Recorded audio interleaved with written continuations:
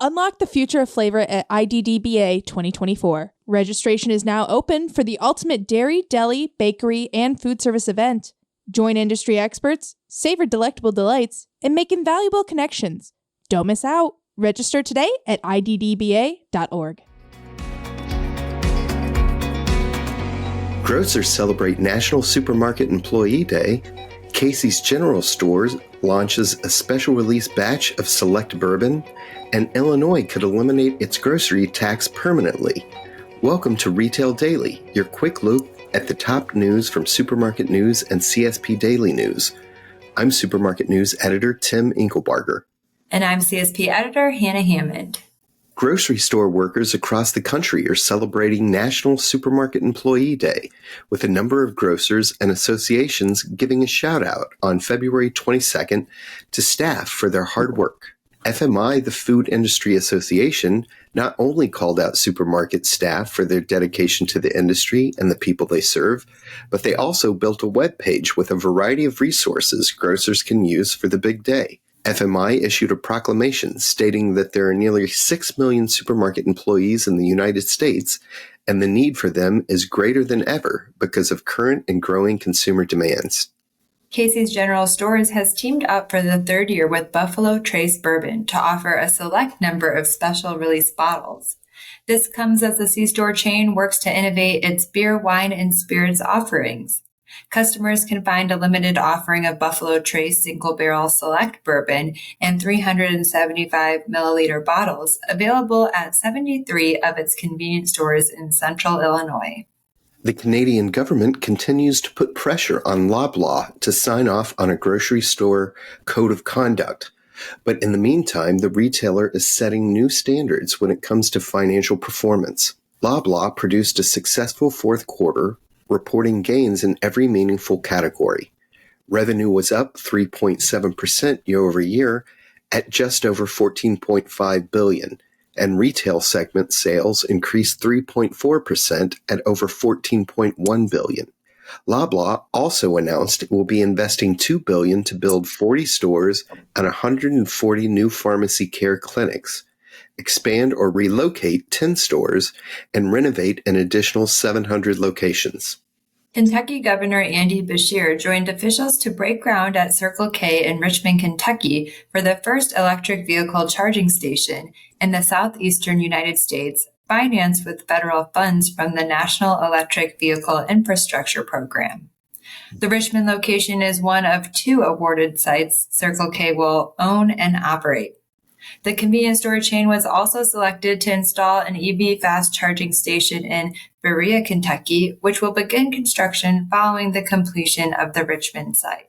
Also in electric vehicle news, EV charger company Electric Era announced this week that it has secured funding from the Washington State Department of Commerce for 3 PowerNode EV fast charging stations. The new stations will be located in rural and tribal communities throughout Washington state. The grants were secured on behalf of convenience store and gas station location owners.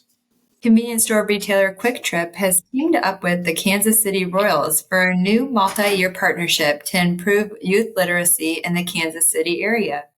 As the official jersey patch partner, Royals players will wear the red Quick Trip logo on all uniforms in spring training, as well as during the regular season, starting Friday.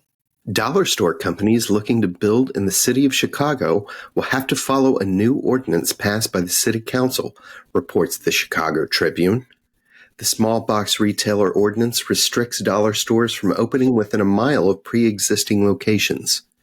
Stores must also display signs with maintenance and emergency information. City officials are trying to prevent the oversaturation of dollar stores while also calling on owners to take better care of their property. Dollar store operators said the ordinance places a pause on new store construction and argue it will not improve access to healthier food. Food service veteran Jack Moshalik is the new Vice President of Culinary Services and Innovation at Global Partners. Moshalik recently left her position as Vice President of Food Innovation at Come & Go, a job she held for more than 2 years. Global Partners retail brands include Alltown Fresh, Honey Farms, and Extra Mart. Moskalik's departure comes on the heels of Maverick, Come & Go's new owner, in late January, saying it will pull the plug on Come & Go's fresh made-to-order food service and mobile ordering programs in select stores. Illinois Governor J.B. Pritzker released his proposed FY 2025 budget on Wednesday, which would permanently eliminate the state's 1% tax on groceries.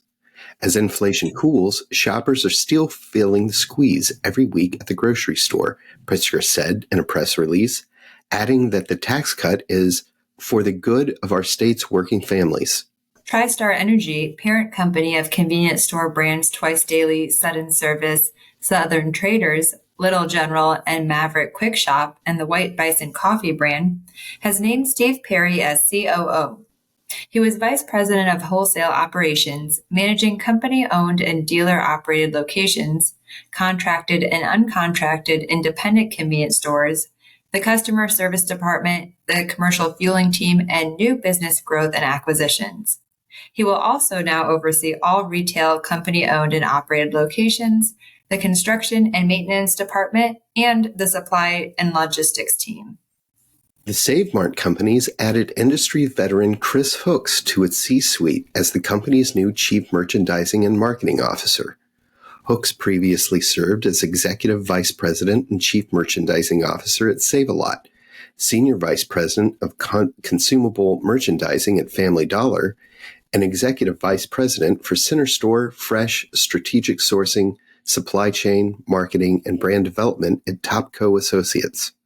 He also spent 11 years at H-E-B in merchandising, marketing, and store operations. Convenience store chain Temp Stop LLC has partnered with all-day breakfast franchise Huddle House. The two businesses signed a multi-unit development agreement, marking a significant expansion for Huddle House in Missouri, the Atlanta-based restaurant chain said. The first Huddle House has already opened in a Temp Stop in Sedalia, Missouri, a prominent landmark for locals for more than 50 years. Temp Stop, based in Lee Summits, Missouri, has 12 locations in Missouri and Kansas. Wegmans is being hit with a lawsuit which contends that the fish market inside its newly opened Manhattan location is a knockoff of an East Village fish and sushi business called Osakana. In a suit filed this week in New York County Supreme Court, Osakana owner Yuji Haraguchi alleges that 3 companies shared his business secrets with Wegmans. Haraguchi is seeking at least $1 million from the suit.